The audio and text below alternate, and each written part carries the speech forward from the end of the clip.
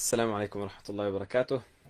بسم الله الرحمن الرحيم. الحمد لله رب العالمين، وأصلي وأسلم على أشرف الأنبياء والمرسلين نبينا محمد وعلى آله وصحبه أجمعين. أما بعد, à nouveau, marhaban bikum jami'an, bienvenue à tous dans cette séance dans laquelle, incha'Allah ta'ala, nous allons partager ensemble quelques paroles qui, je l'espère, seront bénéfiques à moi en premier, puis à vous, bi'idhnillahi ta'ala, autour d'un sujet et d'une thématique très important qui relève en vérité de la nécessité pour le croyant et pour le musulman. Et ce sujet et cette thématique qui a été définie, c'est la thématique du mariage et plus précisément la question de savoir: suis-je prêt à me marier? C'est une question qu'on pourrait se poser, c'est une question qu'on doit se poser, que l'on soit concerné par le mariage ou pas, que l'on soit marié ou pas, c'est une question que l'on doit se poser à chaque instant parce que c'est une question qui met le doigt sur ce que nous sommes en tant que musulmans et sur notre situation, autant spirituelle que morale, vis-à-vis de notre identité islamique et vis-à-vis de l'éthique qu'on doit s'appliquer à nous-mêmes. Suis-je prêt à me marier? C'est une question qui est générale et qui englobe énormément de facettes de la vie du croyant, et c'est ce dont on va parler, incha'Allah ta'ala, ici dans nos quelques paroles que l'on va échanger ensemble. Et donc, tout d'abord, avant toute chose, on doit prendre conscience que lorsque l'on parle du mariage, on parle d'une adoration, on parle d'un mérite, on parle d'un bienfait, on parle d'une miséricorde, on parle d'une grâce. C'est cela le mariage, et c'est cela qu'Allah subhanahu wa ta'ala nous a accordé d'avoir dans notre communauté. Allah subhanahu wa ta'ala a fait de nous des créatures qui vont par pair, et il a placé entre nous la bonté et l'affection en tant que signe de sa miséricorde et signe de sa grandeur. Allah subhanahu wa ta'ala il dit: وَمِنْ آيَاتِهِ أَنْ خَلَقَ لَكُم مِّنْ أَنفُسِكُمْ أَزْوَاجًا لِتَسْكُنُوا إِلَيْهَا وَجَعَلَ بَيْنَكُم مَّوَدَّةً وَرَحْمَةً إِنَّ فِي ذَلِكَ لَآيَاتٍ لِقَوْمٍ يَتَفَكَّرُونَ. Et parmi ces signes, il y a le fait qu'il ait créé de vous-même pour vous des épouses pour que vous viviez avec elles, et qu'il ait placé entre vous de la bonté et de l'affection. Il y a certes en cela des signes pour ceux qui réfléchissent. Et donc Allah subhanahu wa ta'ala nous dit que ce mariage, cette union, cette alliance, c'est un signe pour ceux qui réfléchissent. Allah subhanahu wa ta'ala nous a fait cette miséricorde et nous a fait ce bienfait, nous a fait ce cadeau. Parce que Allah subhanahu wa ta'ala nous a créé ainsi, dans cette nature-là, de l'être humain qui a besoin de sociabiliser. L'homme est un animal politique, disait Aristote. Eh bien ça c'est ce qu'on a, on a cette confirmation dans notre législation. Allah subhanahu wa ta'ala nous a créé par pair. Allah subhanahu wa ta'ala il dit: وَمِن كُلِّ شَيْءٍ خَلَقْنَا زَوْجَيْنِ لَعَلَّكُمْ تَذَكَّرُونَ.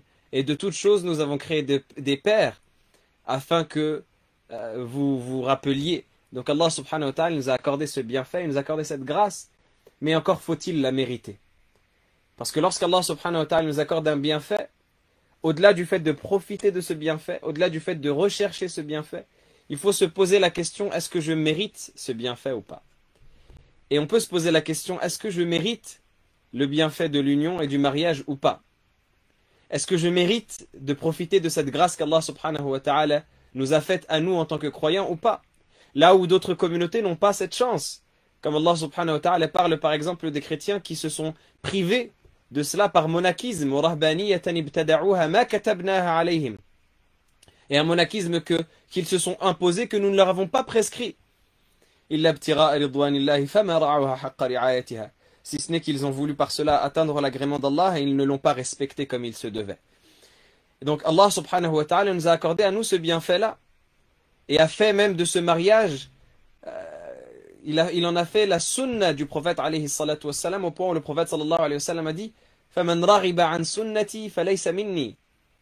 Il a dit: وَأَتَزَوَّجُ النِّسَاء. Et j'épouse les femmes. Et celui qui se détourne de ma sunna ne fait pas partie des miens.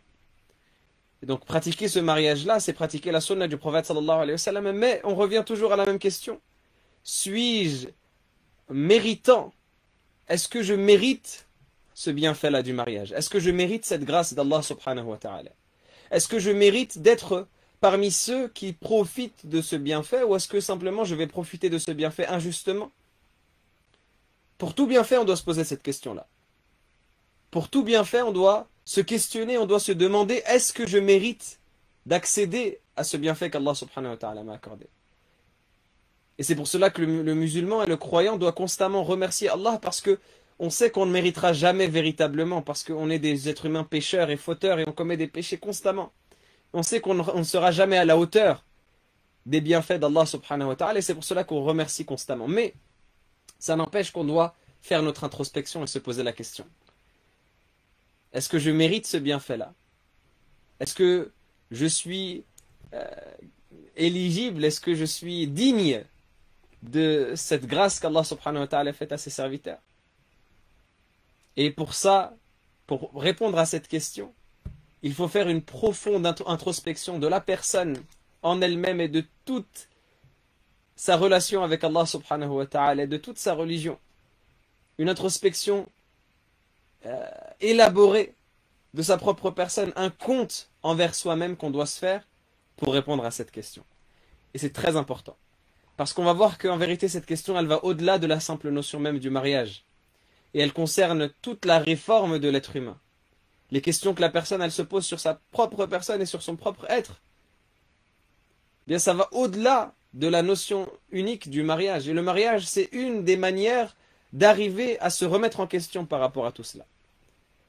Parce que le mariage, c'est une union de deux êtres qui vont partager chacun leur personnalité, leur réalité, qui vont chacun partager leur identité dans la mesure où ils auront des identités différentes de par leur personnalité différente.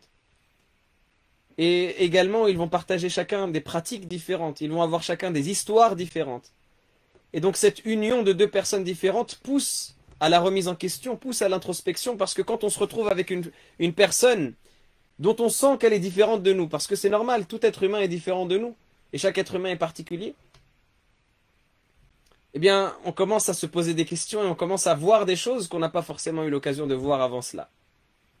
Et c'est pour cela que ce mariage-là a besoin d'une préparation et d'une introspection qui, en vérité, est l'apanage du croyant quotidiennement. Et c'est la responsabilité du croyant quotidiennement. Au point où les pieux prédécesseurs, rahimahumullahu ta'ala wa ridwanullahi alayhim, qu'Allah les agrée et leur fasse miséricorde, à chaque fois qu'ils allaient à leur couche le soir pour dormir, ils faisaient cette introspection-là. Ils faisaient cette muhasabatun nafs, cette introspection interne, où ils se posaient les bonnes questions à eux-mêmes, pour savoir est-ce qu'ils étaient dignes du bienfait d'Allah subhanahu wa ta'ala, ou est-ce qu'il fallait qu'ils s'améliorent et qu'ils se réforment. Et le mariage n'est pas en reste. Et c'est la raison pour laquelle, dans la question « suis-je prêt à me marier ?», il faut tout d'abord se poser la question « suis-je digne de me marier ?» Il faut savoir que le mariage, c'est une étape qu'Allah subhanahu wa ta'ala nous demande de franchir dans nos vies et à laquelle il nous appelle. Allah subhanahu wa ta'ala appelle à nous marier, appelle à se marier, appelle à marier, dans le verset où il dit وَأَنْكِحُوا الْأَيَامَ مِنْكُمْ وَالصَّالِحِينَ مِنْ عِبَادِكُمْ وَإِمَائِكُمْ إِنْ يَكُونُوا فُقَرَاءَ يُغْنِهِمُ اللَّهُ مِنْ فَضْلِهِ وَاللَّهُ وَاسِعٌ عَلِيمٌ. Et mariez les célibataires d'entre vous ainsi que les pieux parmi vos servants et vos servantes. Mariez-les, mariez les célibataires d'entre vous et mariez les gens qui sont pieux. S'ils sont pauvres et s'ils sont besognés, Allah les enrichira de par sa grâce. Mais mariez-les au moment où ils sont pieux, au moment où ils ont la raison, au moment où ils ont la pleine conscience de ce qu'ils ont et de ce qu'ils sont. Et cette signification-là à laquelle je souhaiterais arriver avec vous, c'est une signification qu'on retrouve très bien dans le hadith du prophète sallallahu alayhi wa sallam qui nous parle du mariage. Le prophète sallallahu alayhi wa sallam s'adresse à sa communauté, s'adresse à ses compagnons et il leur dit « Ya ma'shar al-shabab » ô vous les jeunes. Il parle aux jeunes parce que ce sont les gens qui sont le plus exposés aux tentations, mais sinon, cet appel du prophète sallallahu alayhi wa sallam, ça concerne toute la communauté.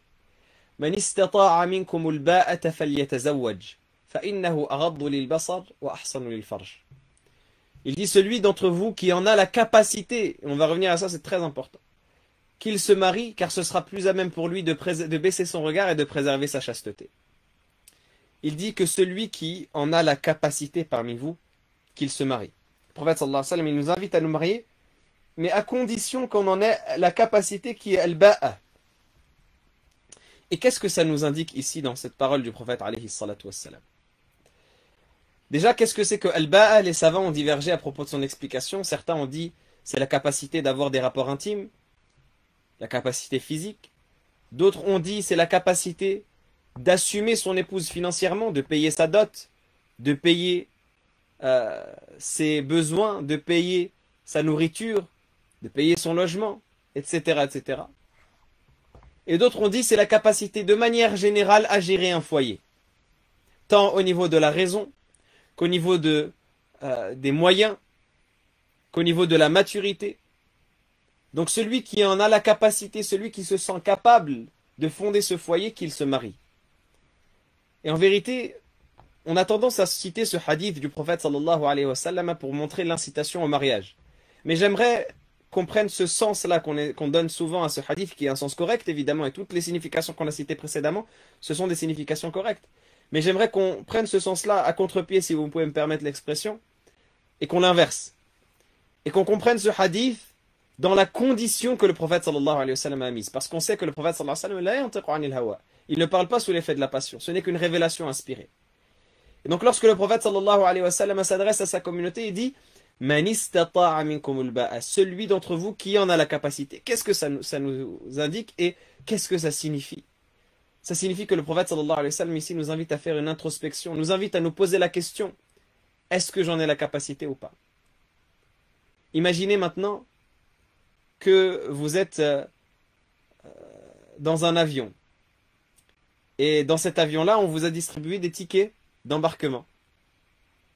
Sur chaque ticket d'embarquement, il y a une couleur qui vous est désignée qui désigne la section et le compartiment de l'avion dans lequel vous serez.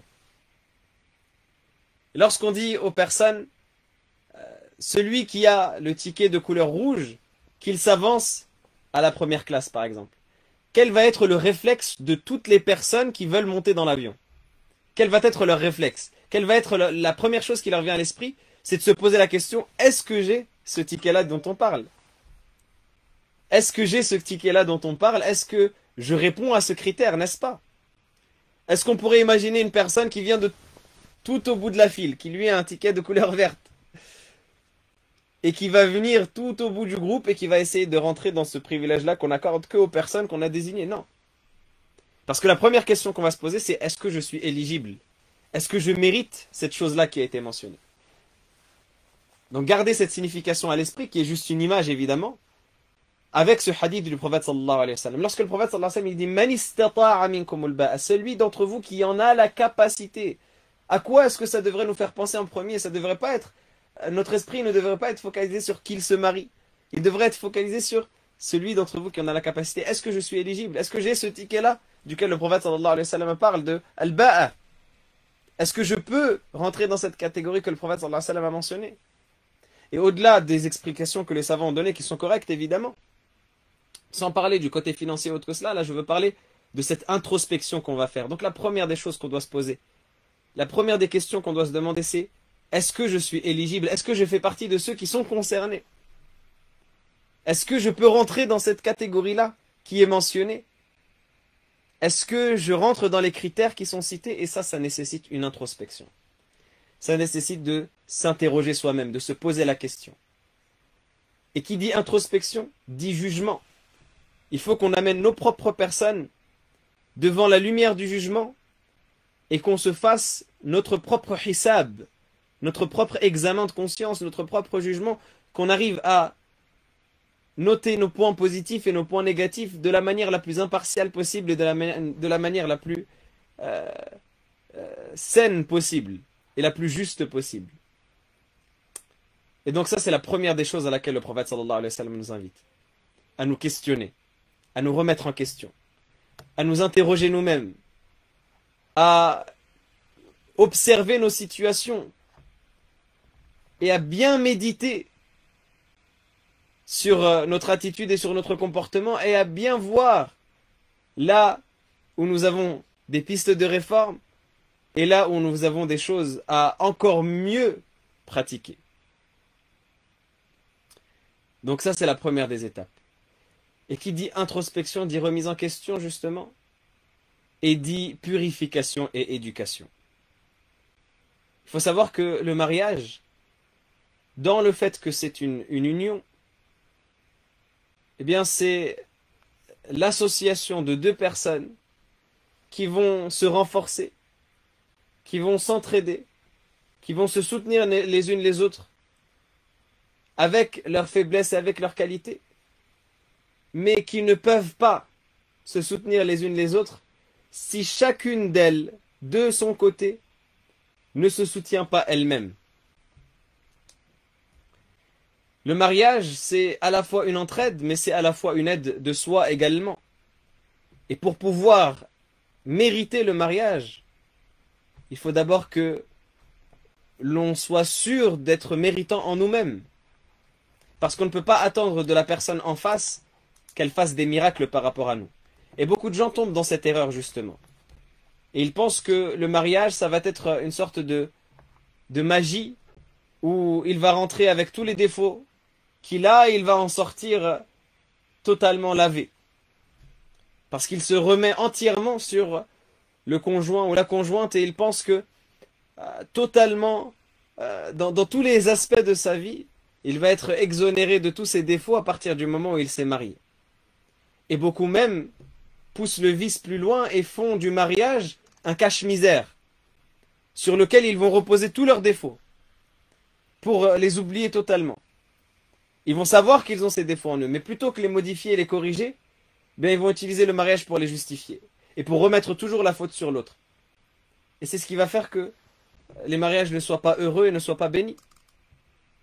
Alors qu'en vérité, une personne qui veut rentrer dans cette entreprise du mariage, elle doit d'abord elle-même se réformer, elle-même s'éduquer spirituellement, pour voir s'il est capable spirituellement, premièrement, dans son âme, dans son esprit, d'assumer ce mariage-là où il va devoir donner pour recevoir. Et donc c'est la question qu'il doit se poser. Est-ce que je suis prêt spirituellement? Est-ce que je suis prêt dans mon attitude, dans mon comportement? Est-ce que je suis prêt dans ma notion du devoir, dans ma notion de la responsabilité? Est-ce que je suis prêt dans ma relation avec Allah subhanahu wa ta'ala?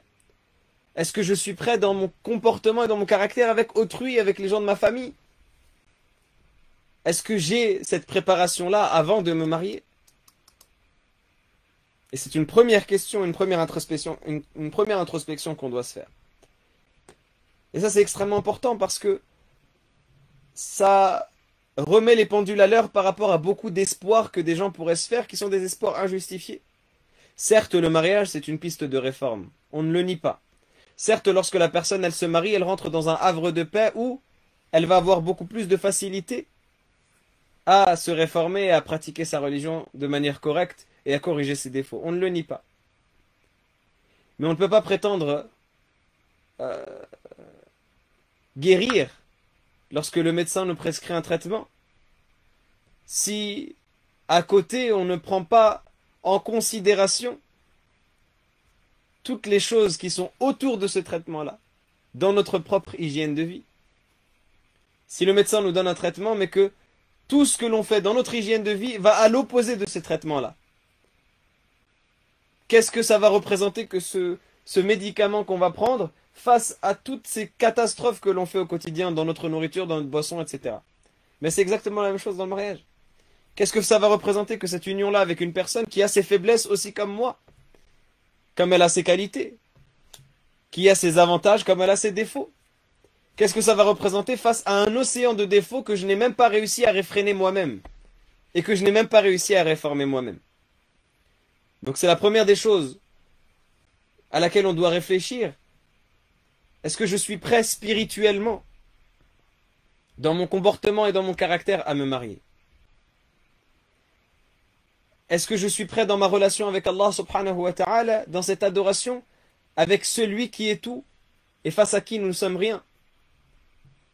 Parce que, en vérité, je ne pourrais pas assumer le droit d'une créature si je n'assume pas le droit d'Allah subhanahu wa ta'ala. Et le rapport qu'on a avec les créatures où le rapport qu'on a avec Allah subhanahu wa ta'ala est révélateur du rapport qu'on a avec les créatures, et le rapport des créatures est révélateur du rapport qu'on a avec Allah. Lorsque le prophète alayhi salatu wassalam a été décrit par Abu Sufyan à Héraql, dans cette histoire-là qui est connue, qui est rapportée par l'imam Bukhari dans son Sahih et d'autres, où Héraql pose des questions à Abu Sufyan sur le prophète sallallahu alayhi wa sallam. Et il lui dit, est-ce que votre prophète ment? Et Abu Sufyan dit non. Et Héraql lui répond alors, قد علمت أنه لم يكن ليدع الكذب على الناس فيكذب على الله. Je savais qu'il n'allait pas délaisser le mensonge vis-à-vis des gens pour mentir sur Allah. C'est-à-dire c'est un vrai prophète, il n'a pas menti dans sa prétention de la prophétie parce que il ne va pas délaisser le mensonge avec les gens et mentir avec Allah. Le prophète sallallahu alayhi wa sallam c'était as-sadiq, le véridique, al-amin, le digne de confiance. Et ce qui nous intéresse ici, qu'est-ce que c'est? C'est que cet empereur-là, qui est Héraql, l'empereur de Byzance à l'époque, il a utilisé le caractère que le prophète sallallahu alayhi wa sallam avait avec les gens pour prouver sa relation avec Allah, et vice-versa. Et c'est ainsi que la personne est.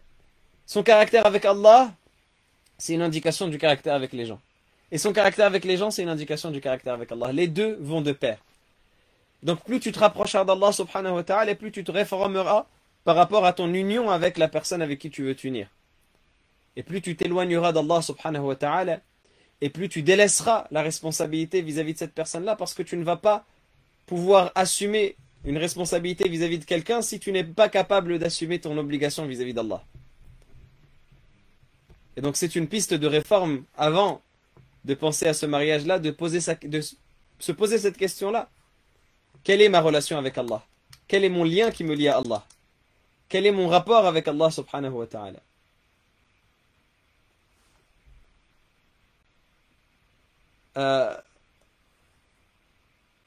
J'interromps le fil de la discussion pour répondre à un commentaire.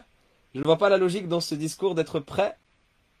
Qu'est-ce qu'être prêt finalement? Comment sait-on que nous sommes réformés lorsque l'on est jeune? Ce type de discours ne facilite pas la tâche. Un discours plus simple, plus accessible permettrait de dédramatiser la situation. Mais justement, un discours plus simple, ce serait caresser dans le sens du poil. Et ce serait faire oublier la responsabilité. Parce que on ne peut pas prétendre à profiter d'un bienfait si on ne prend pas conscience de la responsabilité que ça représente. Je reviens sur ce commentaire. Le but, ce n'est pas de dramatiser la situation ou de charger la personne d'une responsabilité trop lourde pour elle. On sait très bien que de toutes les manières, la réforme n'arrivera jamais à sa fin. Et on ne pourra jamais arriver à un stade dans nos vies en disant « c'est bon, je suis réformé et je suis pieux ». Mais ici, il s'agit de prendre conscience, et c'est bien différent. Prendre conscience de la responsabilité qu'on a. Prendre conscience du fait qu'on a un travail à faire. Et de ne pas se reposer sur ses lauriers en disant « non, de toute façon, c'est l'autre qui va faire ce travail à ma place. De toute façon, c'est l'autre qui doit faire ce travail à ma place. » Parce que c'est cela qui fait naître toutes les dissensions qu'on peut avoir dans une relation entre deux personnes. Peu importe de quelle nature est cette relation, en particulier quand c'est une relation qui est faite pour être quotidienne et sur la durée comme la relation de mariage. Donc le but, ce n'est pas, comme dit le commentaire, de dramatiser, mais le but, c'est de responsabiliser. Parce que certes, on ne saura jamais si on est prêt véritablement, mais au moins, on sait quand on a conscience de la responsabilité. Comme une personne, par exemple, qui est sensibilisée au premier secours. Vous prenez l'exemple d'une personne qui apprend les premiers secours. Cette personne-là, elle pourrait dire, mais de toute façon, quand je vais avoir une personne qui agonise devant moi, je ne vais jamais réussir à être prêt à lui donner les premiers secours, les premiers soins, et ça va être hors de ma portée parce que j'en suis incapable. Mais le fait de sensibiliser cette personne au premier secours, ça va lui donner conscience de la nécessité que ça représente vis-à-vis d'autrui et du travail qu'il a à donner vis-à-vis d'autrui lorsque quelqu'un d'autre est en danger. Et du fait qu'il doit lui-même acquérir des connaissances pour sauver ceux qui sont autour de lui, n'est-ce pas?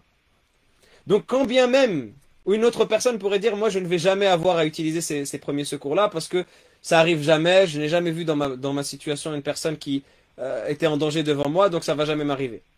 Quand bien même ça n'arriverait jamais. Mais la question c'est, est-ce que je suis responsabilisé à cela? Est-ce que j'ai conscience de cela? Est-ce que j'ai euh, idée de ce que ça représente? Ou est-ce que je suis dans une insouciance totale? Et malheureusement, notre train de vie quotidien, nos occupations quotidiennes, notre, euh, nos distractions omniprésentes dans notre société font que généralement on est insouciant vis-à-vis des responsabilités. C'est cela la réalité. La plupart d'entre nous, et moi y compris, sommes insouciants vis-à-vis des responsabilités qu'on a, et c'est pour cela qu'Allah subhanahu wa ta'ala nous fait le rappel. Nous rappelle, rappelle car le rappel est profitable aux croyants. Donc c'est la notion à laquelle j'aimerais revenir avec vous. C'est de responsabiliser plutôt que de dramatiser. Pour ne pas caresser dans le sens du poil et dire non, tout va aller bien. Donner un discours apaisant comme c'était cité dans le commentaire. Non. Certes, on peut donner un discours apaisant lorsque c'est le contexte, lorsqu'on en a besoin. Mais il ne faut pas oublier derrière le discours, je ne vais pas dire moralisateur parce que c'est négatif, mais le discours d'exhortation à la responsabilité. Et c'est le point auquel j'aimerais arriver dans la construction de mon propos, et je remercie la personne d'être intervenue parce que ça m'a permis de faire cette transition. Le point auquel j'aimerais arriver dans mon propos, c'est la notion de complétude en nous-mêmes. Qu'est-ce que ça veut dire la complétude?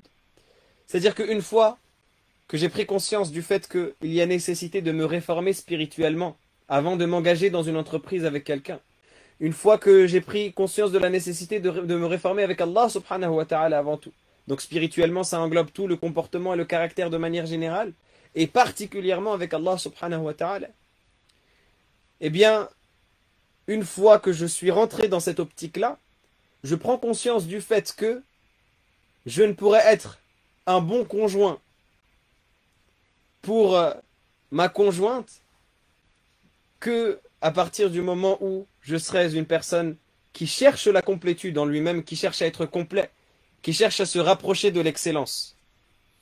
Vous savez, on a souvent cette notion-là où l'on essaye de se déresponsabiliser un petit peu, où on se dit le mariage c'est la moitié du dîn. On l'entend très souvent. C'est un hadith qui est rapporté par l'imam Bayhaqi avec une chaîne de transmission bonne, et on ne le renie pas. Et l'objectif ce n'est pas de considérer que ce n'est pas correct, évidemment, hasha. Au contraire, c'est bien correct que le mariage représente la moitié de la religion, mais il représente la moitié de la religion pour celui qui a déjà une moitié qui est stable. Donc c'est à sous-entendre que la personne a déjà sa moitié et qu'elle cherche à la compléter avec une autre moitié. Mais malheureusement, dans beaucoup de cas, on voit que la personne n'a même pas sa première moitié. Elle n'est même pas stable dans cette première moitié. Elle ne recherche pas la complétude, elle recherche, comme on disait, un faire-valoir. Elle recherche un cache-misère, elle recherche une manière de dissimuler ses défauts à travers une union sur laquelle elle va rejeter toutes les choses qu'elle ne veut pas affronter elle-même. Et ça montre que c'est un grand défaut, parce que celui qui cherche à compléter son dîn, il doit déjà avoir une base dans son dîn. Donc je ne vais chercher à avoir la deuxième moitié qu'à partir du moment où j'ai eu la première.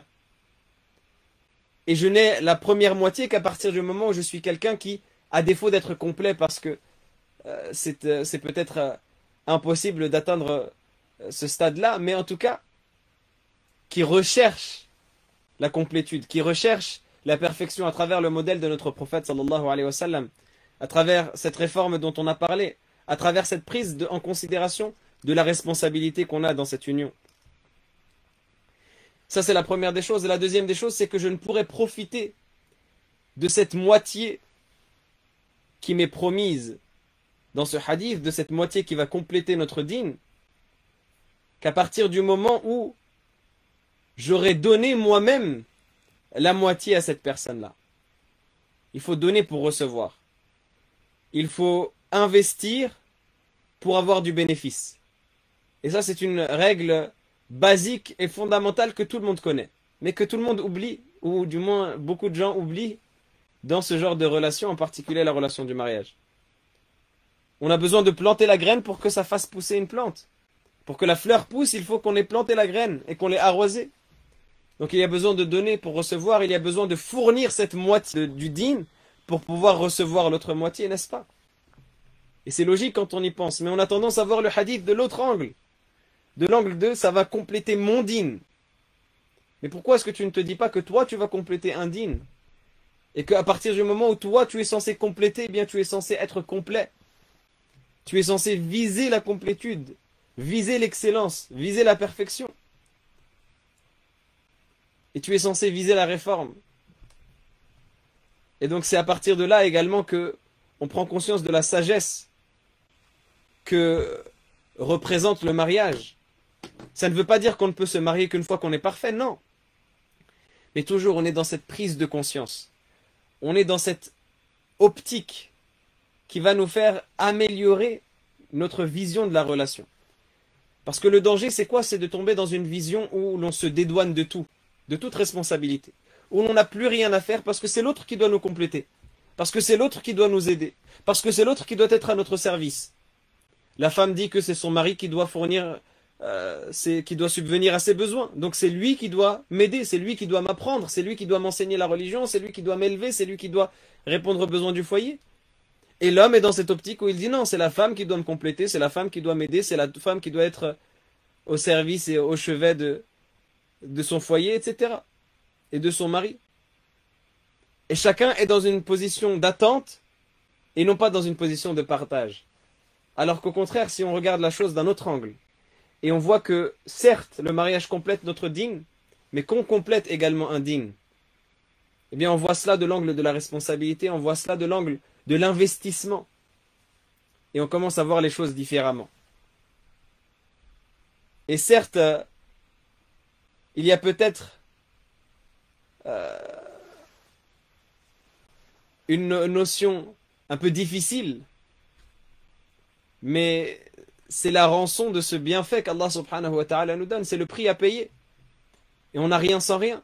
Si le prophète sallallahu alayhi wa sallam a dit Ala inna sil'atallahi ghaliyah, ala inna sil'atallahi al-jannah, n'est-ce pas que la marchandise d'Allah est chère et la marchandise d'Allah est le paradis?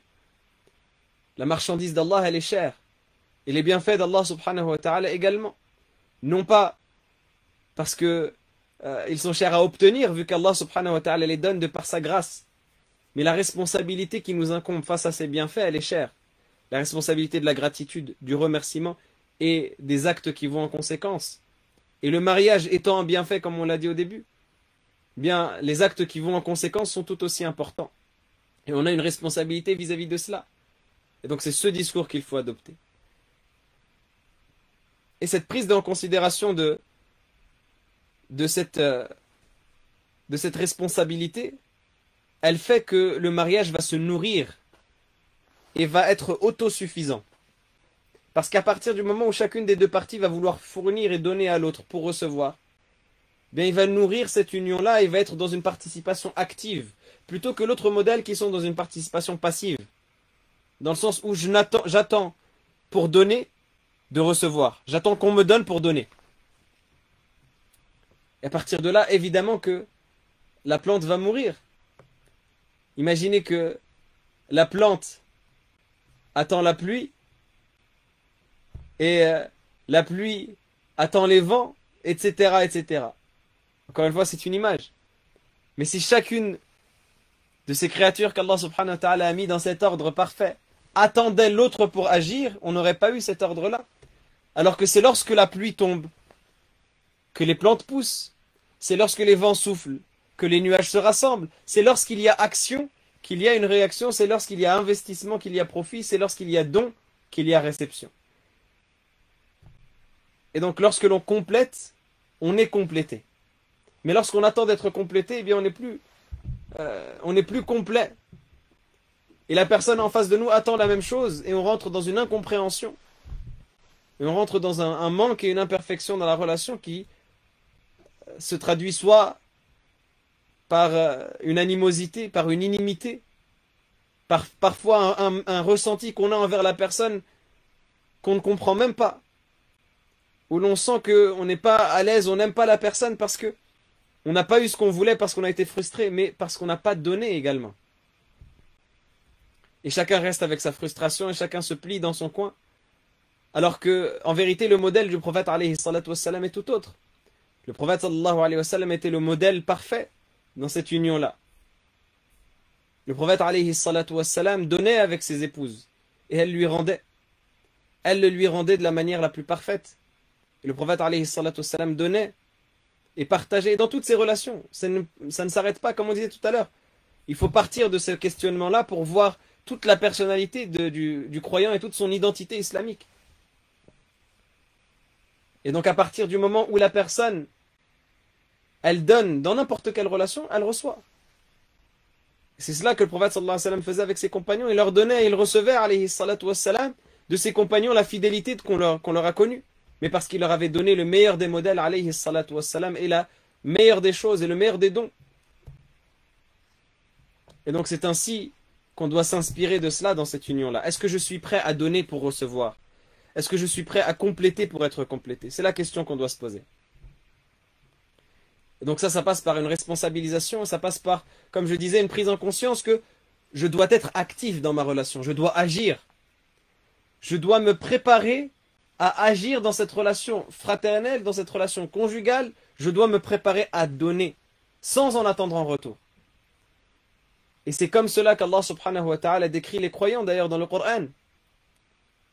Allah subhanahu wa ta'ala ne décrit-il pas ceux qui donnent dans Surat Al-Insan en disant Innama nut'imukum liwajhi Allahi la nuridu minkum jaza'an wala shukura. Certes, nous vous nourrissons pour la face d'Allah subhanahu wa ta'ala et sa récompense. Nous ne souhaitons de vous ni remerciement ni gratitude. On ne veut rien de vous. On le fait pour Allah subhanahu wa ta'ala. Et le croyant doit s'inspirer de cela dans toutes ses relations.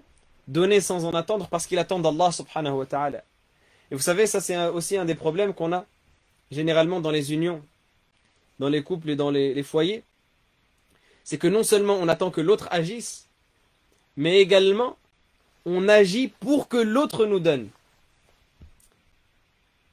Et peut-être que certains vont dire que c'est contradictoire avec ce que je disais précédemment, mais non. Parce que quand je disais il faut donner pour recevoir, je dis que c'est l'ordre naturel qu'Allah subhanahu wa ta'ala a placé dans sa création. Mais ça ne doit pas être un objectif. Ça ne doit pas être une intention.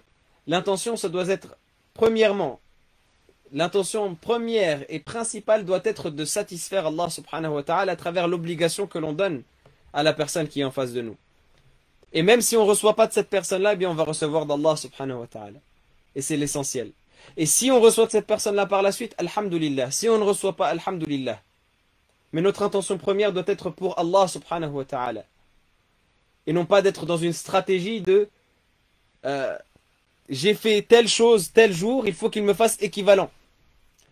Parce qu'à ce moment-là, lorsqu'on va attendre de cette personne-là, premièrement, on va être dans la suspicion et dans la surveillance, où l'on va observer est-ce qu'il m'a fait une chose équivalente ou pas.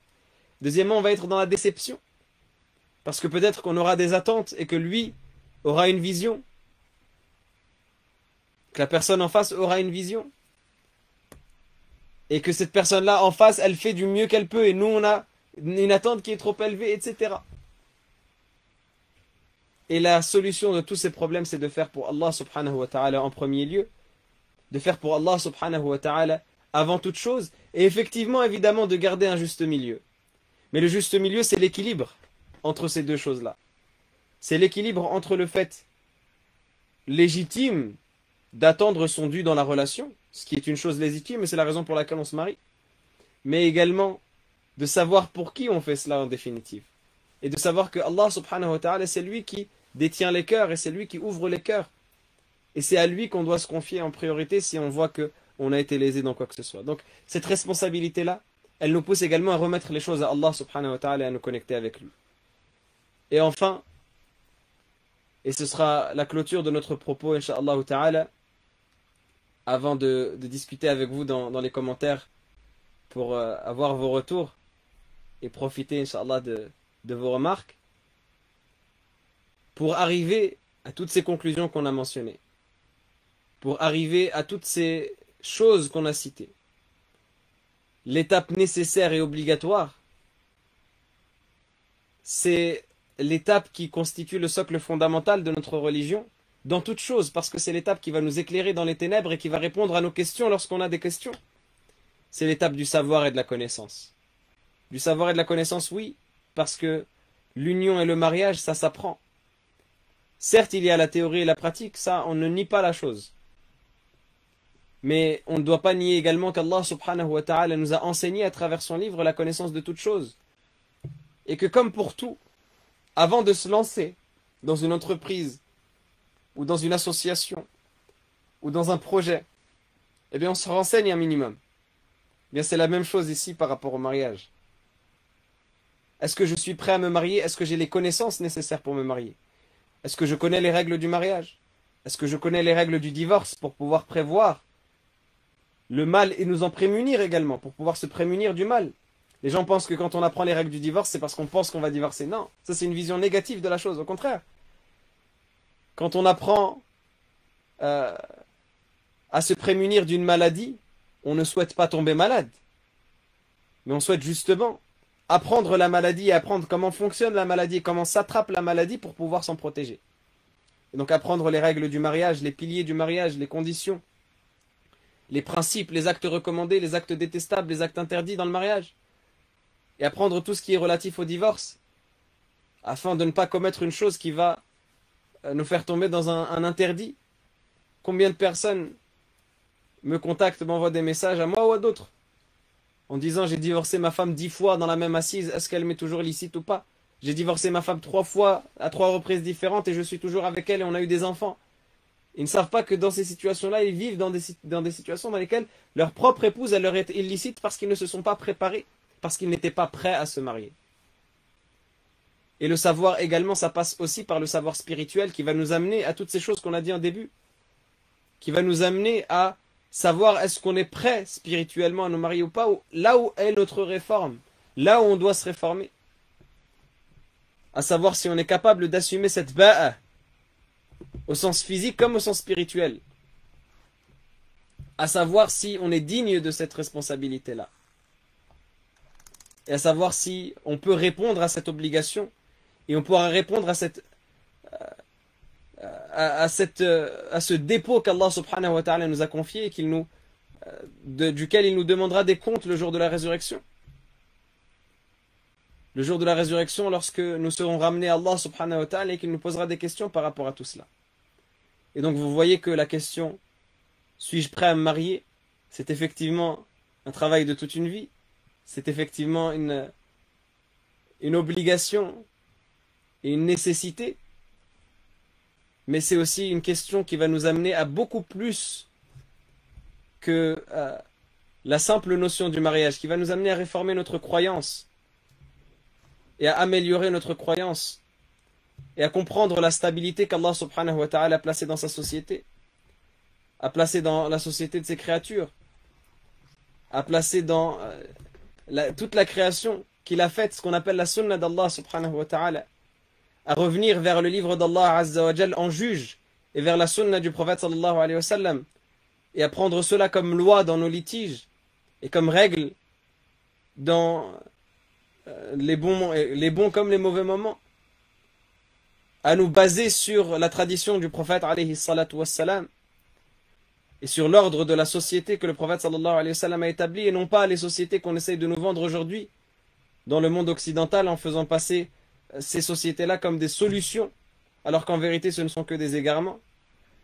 À prendre le modèle que le prophète alayhi salatu wassalam nous a enseigné, qui est le modèle de justice, qui est le modèle équilibré, qui est le modèle des droits et des devoirs, qui est le modèle correctement pesé, à nous renseigner sur tout cela, à apprendre notre religion à travers tout cela, pour pouvoir, bi'idhnillahi ta'ala, être responsable par rapport à cette obligation et à ce dépôt qu'Allah subhanahu wa ta'ala nous a confié, et ainsi profiter des tenants et des aboutissants, profiter des avantages du mariage qu'Allah subhanahu wa ta'ala y a placé, parce que c'est une grâce, mais c'est une grâce qui se mérite. أقول قولي هذا واستغفر الله لي ولكم من كل ذنب فاستغفروه إنه هو الغفور الرحيم والحمد لله رب العالمين. Et donc on va discuter incha'Allah ta'ala avec ceux qui le souhaitent dans les commentaires et j'essaye de revenir sur vos remarques. Mais de nos jours, chacun, hommes et femmes, ne savent plus leurs devoirs. Et malheureusement, c'est une tristesse, c'est un constat réel que beaucoup ne connaissent plus leurs droits et leurs devoirs. Effectivement, On doit revenir vers cette nécessité-là et cette obligation-là qu'on a les uns envers les autres et essayer d'apprendre d'apprendre ce qu'on doit à l'autre avant d'apprendre ce que l'autre nous doit. Et ça, c'est toute une mentalité en vérité. C'est toute une mentalité où la personne se place dans une autre configuration. Parce qu'on peut avoir la mentalité de dire je veux d'abord me renseigner sur ce que la personne me doit pour pouvoir en profiter. Mais on peut avoir aussi la mentalité de dire je vais me renseigner sur ce que je dois à la personne pour pouvoir lui en faire profiter. Et donc effectivement, à partir du moment où chacun se pose dans ses retranchements et attend de l'autre systématiquement, il ne peut pas y avoir d'avancée. Mais à partir du moment où les gens connaissent leur devoir vis-à-vis de l'autre, ils ont naturellement à profiter de leurs droits. C'est dommage que vous ne parlez pas de ce qui est concret. N'hésitez pas à évoquer des pistes concrètes, on est là pour en parler, Inch'Allah.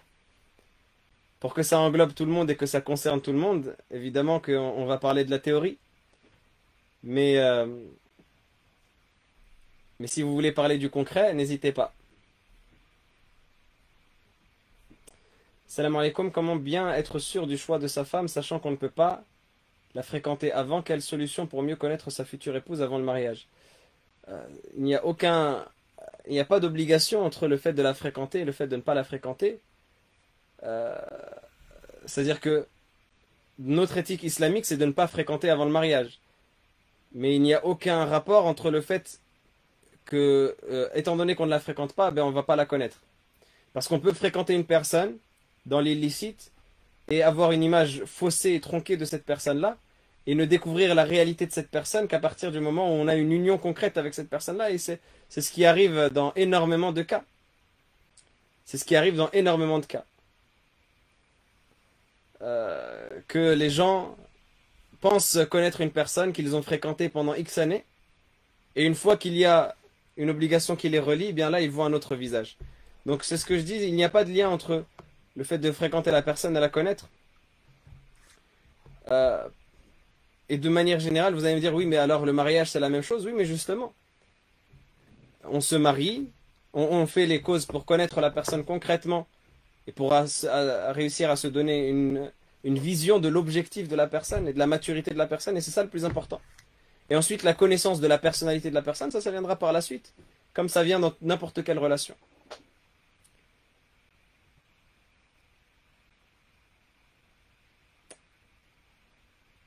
Je trouve que ce live n'a pas été bien approfondi, la question du budget n'a pas été entamée, et ce point-là est très important aussi. Oui, évidemment que ce point-là est très important, et on en a parlé dans le hadith. Peut-être que vous n'étiez pas là quand on a cité ce hadith, où on a dit que le prophète sallallahu alayhi wa sallam a dit « Celui qui en a la capacité, qu'il se marie ». Et on a parlé de la capacité financière. Mais avant même de parler de budget, au contraire, ce serait mal approfondir la chose que de parler uniquement de budget et d'occulter la réalité de la personne. Parce qu'avant même de parler de budget, il faut savoir est-ce qu'en soi on est prêt.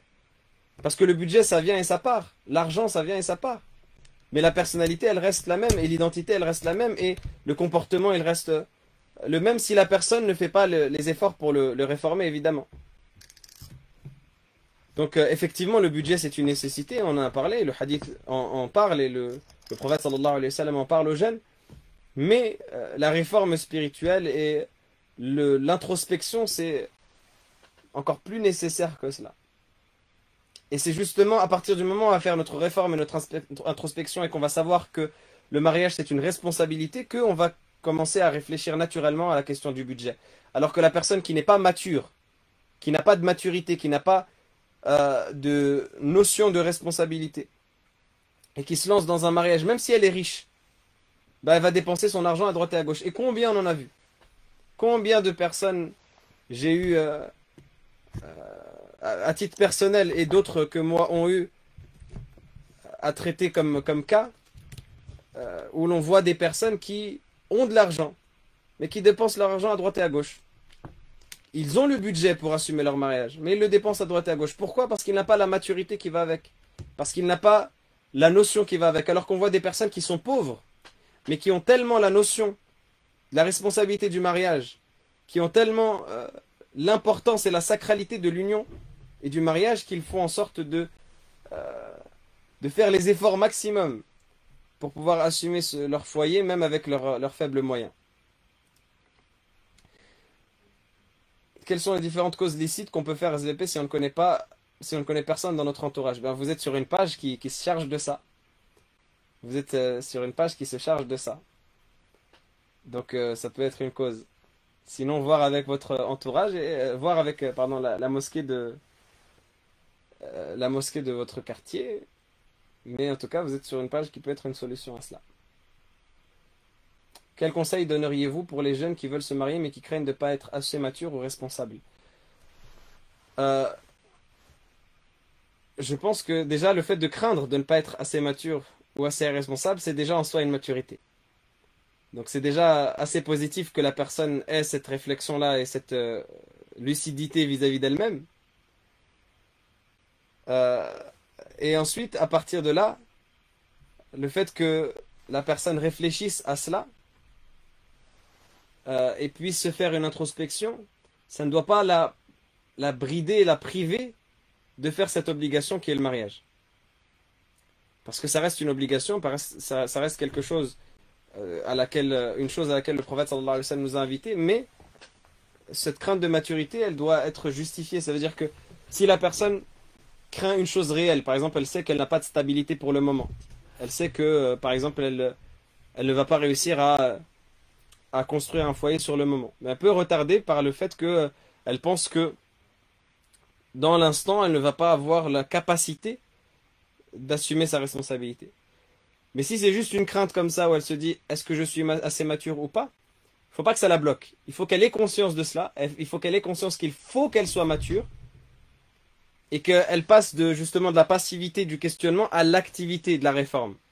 Parce qu'on peut se poser la question toute la vie en disant est-ce que je suis assez est-ce que je suis assez mature, est-ce que je suis assez bien. On peut se poser cette question toute la vie. Mais la question c'est comment être assez mature et comment être assez bien. Donc comment est-ce que je vais agir pour arriver à ce résultat.